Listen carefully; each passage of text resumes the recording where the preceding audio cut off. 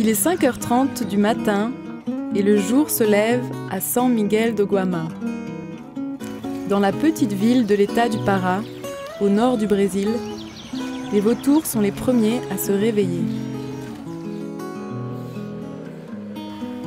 Les femmes et les hommes conduisent leurs vélos et leurs motos pour se rendre au travail et les enfants se réunissent sur la place avant d'aller à l'école. De leur côté, les commerçants mettent en place de modestes vitrines pour vendre leurs produits. La rivière est calme. Par le va-et-vient de la marée, c'est elle qui dicte aux pêcheurs, aux bateliers et à l'ensemble de la population locale son rythme de vie. Nous sommes dans une région qui possède une partie du biome amazonien. C'est ici que se concentrent les plus fortes pressions environnementales sur la forêt. La frontière qui sépare les pâturages de la forêt amazonienne est clairement visible dans de nombreuses fermes des environs. Ainsi, parmi les 9 États du Brésil qui présentent ce climat tropical, c'est au Pará que l'on trouve la plus grande concentration d'exploitations forestières et agricoles à grande échelle. En effet, à partir des années 70, un cercle vicieux de déforestation par brûlis s'est installé pour laisser place à des zones d'élevage intensif afin d'assurer le peuplement et le développement économique de l'État. Le gouvernement militaire de l'époque avait alors mis en place des mesures d'incitation afin que des millions de Brésiliens viennent occuper ce territoire. Au milieu de la forêt, des routes ont alors été tracées, comme celle-ci, qui divise en deux la ville de San Miguel de Guamá et exige la patience de ses habitants pour la franchir. Un modèle d'exploitation non durable des ressources naturelles s'est donc imposé comme pratique dominante et il est jusqu'à présent difficile à briser. San Miguel de Guamá est ainsi devenu en quelques dizaines d'années un important centre de production de céramique, en grande partie grâce à la qualité de l'argile trouvée sur les berges de la rivière Guamá. Toutefois, dans cette même région où les activités humaines portent préjudice à l'environnement, des exemples de gestion durable des ressources apparaissent. C'est le cas de la céramique Menegali. Le fabricant de briques et de tuiles a travaillé pendant plus d'une décennie de façon traditionnelle, c'est-à-dire en prélevant les matières premières des terres argileuses voisines sans se soucier de la capacité de renouvellement des zones d'extraction. Le bois provenant des forêts natives toutes proches était qui plus est utilisé comme combustible pour ces fours. Cependant, sous l'impulsion des mécanismes de compensation carbone, la petite entreprise montre qu'elle est en train de changer. Le Crédit Agricole participe activement à cette évolution durable des pratiques sociales et environnementales en participant au financement de ce projet débuté en 2009. Esse projeto provocou diversas mudanças, sendo que a principal foi a mudança de lenha nativa para pó de serra e caroço de açaí, né? O pó de serra que nós temos aqui, que é proveniente de madeira de serraria legalizada, com licença de extração de madeira comprovada, e o caroço de açaí das fábricas aqui da região, que não tinha onde colocar esse resíduo, hoje a gente utiliza para queima, né?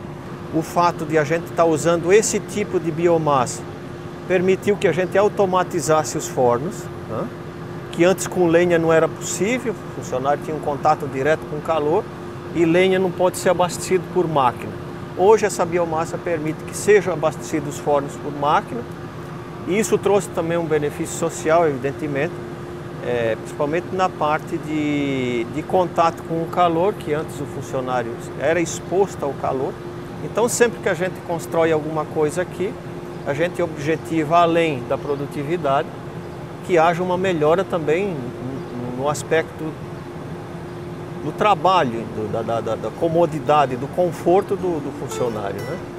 Après étude, il s'est avéré qu'utiliser l'açaï comme combustible pour alimenter les fours était la meilleure solution. Le palmier açaï est en effet originaire de l'Amazonie.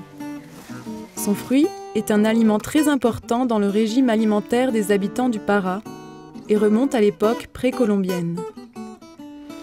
Ainsi, les noyaux d'açaï, d'ordinaire jetés une fois qu'ils étaient séparés de la pulpe, ne manquent pas dans cette région. Et ces noyaux, qui auparavant n'étaient pas valorisés, font maintenant partie d'un cycle complet, vertueux et renouvelable.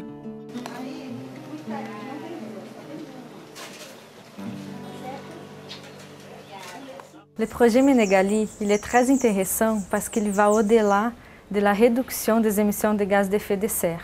Il a aussi un côté social.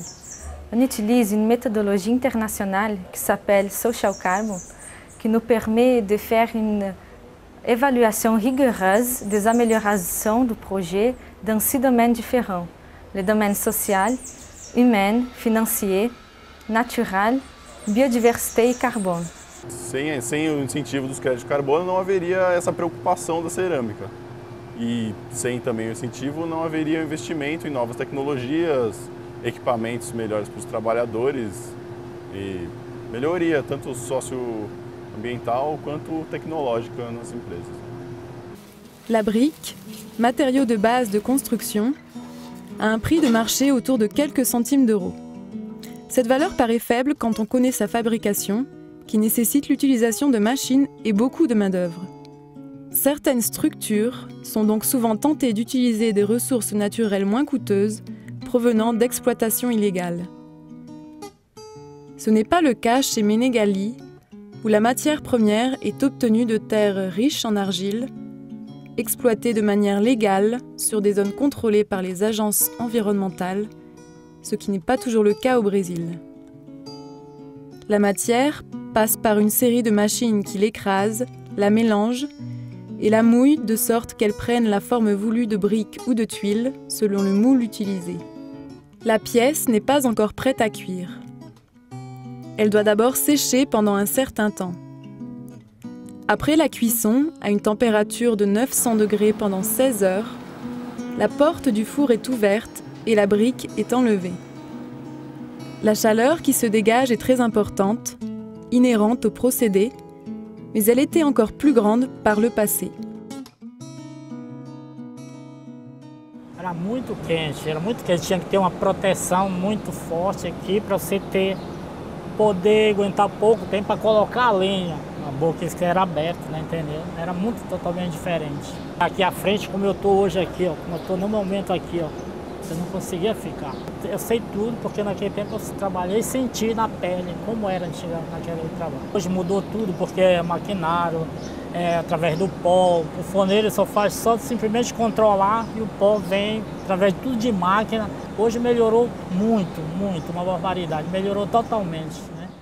Une fois les briques et les tuiles prêtes, elles prennent le chemin du marché. À l'usine, 65 employés réalise la production d'1 million de pièces par mois. L'avenir de la céramique Menegali et des emplois qu'elle génère est garanti en grande partie par ce changement de combustible. A lenha nativa que não é renovável, ia chegar o dia que não ia ter mais. Então hoje a gente trouxe uma certa tranquilidade, principalmente pela variação de biomassa que esse projeto ajudou a gente a encontrar. Então eu considero fundamental essa mudança, inclusive para o futuro da própria atividade.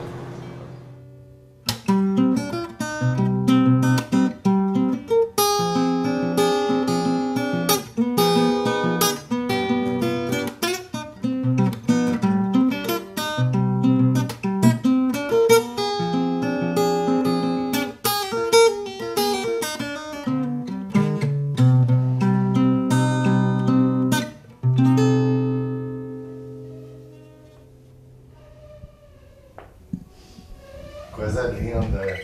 Coisa linda. Ficou maravilhosa. Então pronto. Então pronto. Poderia, como virginiano e como músico há algum tempo que eu sou, poderia ficar, né? Não é desculpa, né? Não, sim, mas tá linda. De repente o cara, pô, o cara nem afinou o violão direito, pô, o cara e tal, e o dedo vacilou ali e acolá. Mas a gente sabe Tá linda. que mais do que a perfeição e a técnica, a gente está usando de espontaneidade. Tá usando de... Coisa linda. Dá um nome para essa música.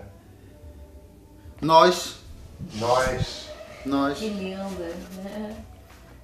Que linda.